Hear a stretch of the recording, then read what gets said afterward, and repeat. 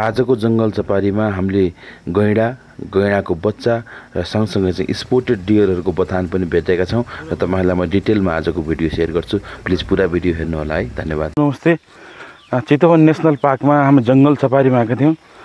यो Chitwan national park भित्र चौतारी खोलामा जलकुम्भी फूल फुलिरहेको छ।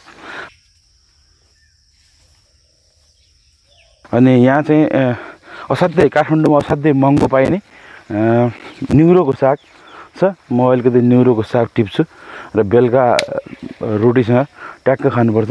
तर पत्ता लगाउन चाहिँ गाह्रो छ कुन चाहिँ न्युरो हो भनेर। मेरो हिसाबले यही न्युरो होला हैन त?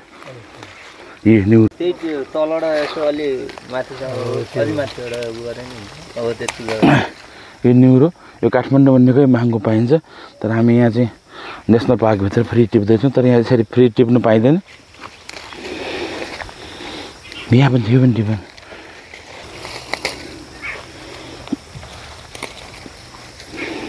सबै न्युरोतिर लाएर फेरि गैंडाले यहाँ त गाह्रो पो छ।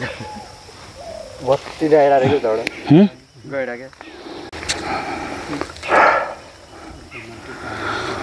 मलाई एक कचौरा त पुग्छ अहिले, त्योभन्दा धेरै धोला जस्तो छैन। अलिकति गाह्रो छ यहाँ चाहिँ, हिलो छ अलिअलि, दलदल छ यो खोलाकोले गर्दा। यता जलकुम्भी फुलेको ठाउँसम्म दलदल छ, यता जलकुम्भी भन्दा यता अलि ठिक छ। यसरी चाहिँ हाम्रो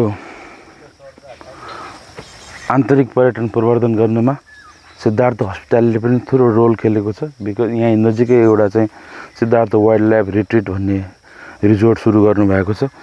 उहाँहरूले चाहिँ जंगल सफारी सर्भिस पनि सुरु गर्नु हुँदो रहेछ र यहीँबाट न्युरो लगेर होटलमा चाहिँ न्युरोको साथ लगायत फ्रेस भेजिटेबलहरू पनि उहाँले बनाएर दिनुहुन्छ। तपाईले टिपेर लानु भएको न्युरो पनि पकाइदिनुहुन्छ। अहिले म सेप लगाइदिन्छु र न्युरो पकाउनु, न्युरोको तरकारी।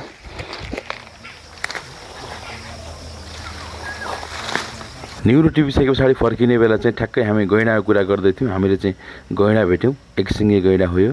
यहाँ सँगसँगै यो गैंडासँग एउटा चाहिँ बच्चा पनि छ गैंडाको।